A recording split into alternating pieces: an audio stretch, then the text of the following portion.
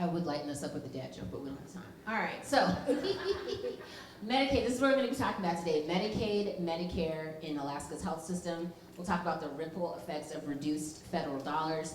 And then we're going to talk about what we can do next, because we've been here before.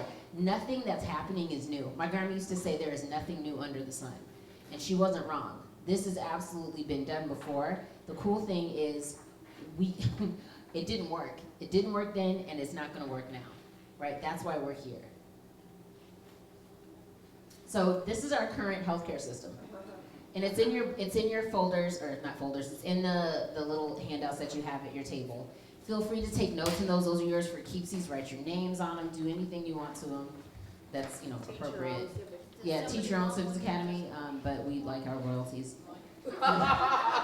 Does anyone need one that doesn't have one? Okay. Got one here. Are PBMs on there? I don't see PBMs. PBMs, no, I don't think those are on here. All right, so I see that you need one. I got you. Give me 2 shakes of a lamb's tail. So this is our current system. And I want you to look at where most of the arrows are pointing. Where are most of those arrows going? Insurance companies. They're going to the insurance company. Only one goes to the people. That's it. But all the other arrows, they get the money coming and going. Would you say that this system is rigged?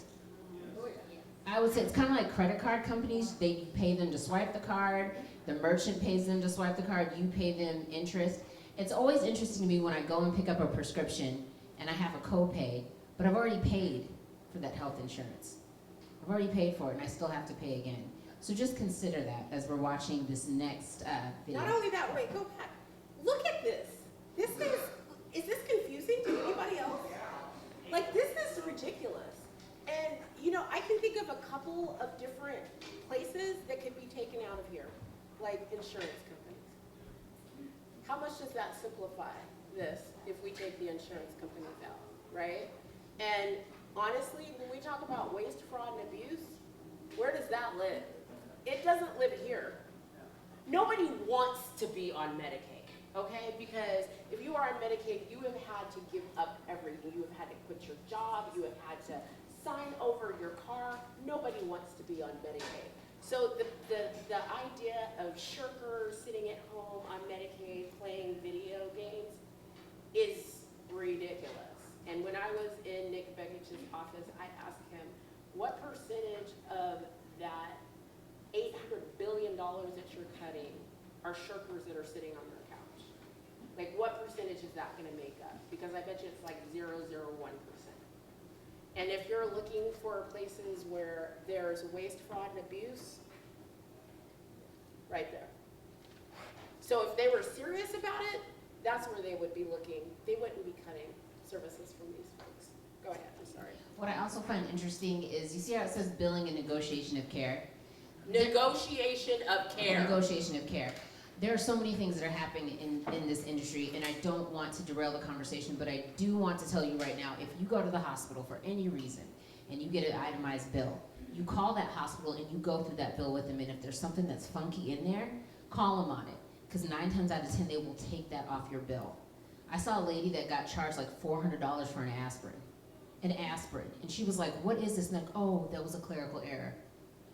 4 clerical errors? I'm going to say, so I spent my career in healthcare. And I'm going to say, if you go to the hospital, demand an itemized bill every time, and then go over it. Because the bills you get from the hospital, you can't understand them. They get, they have a total on it, and you're like, and I got one from you, and I got one from them, and I got one from them, and I got one from somebody else, and I don't know what any of this stuff is. So demand an itemized bill.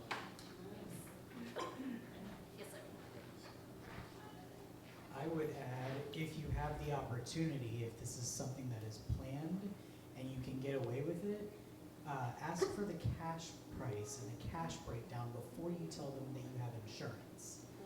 I had a surgery a few years ago, and they said the cash price was going to be X, and I said, okay, so my co-insurance is 20%, so I'm going to pay this, and they were like, well, actually, because what we bill the insurance is this, so you'll pay 20% of blah, blah, blah. And I was like, no, you just told me the cash price is $6,000. so 20% of $6,000 is what, 1,200? And I was like, 1,200 is how much I'm gonna give you, regardless of what you tell the insurance it costs. I love that. Okay. Got to advocate for yourself. Yeah, and I was also going to add to this to say that, if you, I don't know, I could yell. It's just if you have, extraordinary health care as well, because they will take advantage of that and add a lot to that bill. My sister had polyps on her breasts. The doctor took one off and totally messed up with the scarring and everything, and then went, "Oh, you have another one, we should do it again." And she said, "Why?" "Because I have good insurance and it covers it." And he hemmed and hawed his way out, and she never had a procedure done by that doctor again. Good for her. Waste, fraud, and abuse. Yes. Okay, so I am going to admit something here in front of all of you, that I did not know the real difference between Medicare and Medicaid for the longest time. And so let's break it down here really quickly. Medicare is basically for seniors, and one of the ways to remember it is you care for seniors, right? And you give aid to people that need it the most. And so Medicare is health insurance for people that are 65 or older. It is run entirely by the federal government, and it covers about 63 million Americans.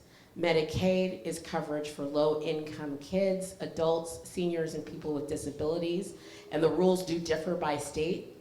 This one is jointly funded by state and federal dollars, and it covers approximately 71 million people. And for Medicaid, is there a minimum to how much money that states can?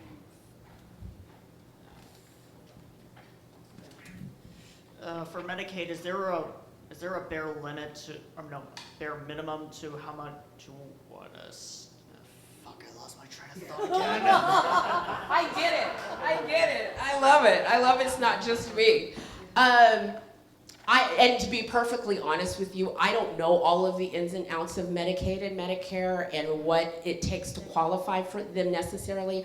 I just know that they vary state by state, and our state is heavily funded by the federal government as far as healthcare is concerned. I know that there are some, that, I don't know if it's some or if it's all, but if you make over a certain amount of money and you're classified as a person with a disability, they will cut it. They will absolutely 100% cut it. If your income is $1 over, they will absolutely cut it. Probably a penny. Yeah. Just to share my personal experience about trying to access Medicaid in the state of Alaska. And this was like 2 years ago. I have been told that I was still on a waiting list and I still had to reapply for the next year anyways. And I am not even kidding, my healthcare navigator, I was lucky to get into a program where I did community service for dental service. And when I was talking to my coordinator about it, she was like, yeah, you're gonna probably maybe wish that you had stage 3 breast cancer or worse, or you're probably not gonna get top surgery. It was like full out, completely honest with me, and said that the log was about 35,000 people deep, and this was about a year and a half ago, of applications to Medicaid, and that there are only 14 Medicaid agents in the entire state of Alaska, and there are over a third of Alaskans on Medicaid. So, just makes you feel super hopeful. And we don't call people who apply for those jobs either. Ask me how I know. Oh, wow. Wow. That's even better. We got one more. Oh, okay. I was just gonna mention a couple differences between Medicaid and Medicare. Another one being that, under Medicaid, it said it covers most nursing home care for seniors. Medicare does not pay for any nursing home care whatsoever, and so many people like your grandma thinks, oh wow, I'm safe, I'm 65, I'm on Medicare, and if I have to go to a nursing home, Medicare will pay for it. No, they will not one dime. They most certainly don't. So, Go well, ahead. something I'd like to add. I know she mentioned earlier that I'm a notary, I own a notary service, and I spend a lot of time in retirement communities because I'm constantly doing trusts, power of attorneys, medical power of attorneys, things like that. There's a retirement community not far from where I live that just sent out a letter to their residents and their residents' family members saying September 15th you need to have alternative plans for your family member because they're on Medicaid, and we will not be taking Medicare patients in the next year because they're already trying to empty the beds so that they can get private paying citizens in. So when we talk about what does this mean, the amount of elder abuse is going to skyrocket. And not abuse as in, I'm gonna pinch grandma because she can't say anything. It's people who don't know how often they need to flip somebody over. You don't know how often you need to check to see if somebody needs to be changed.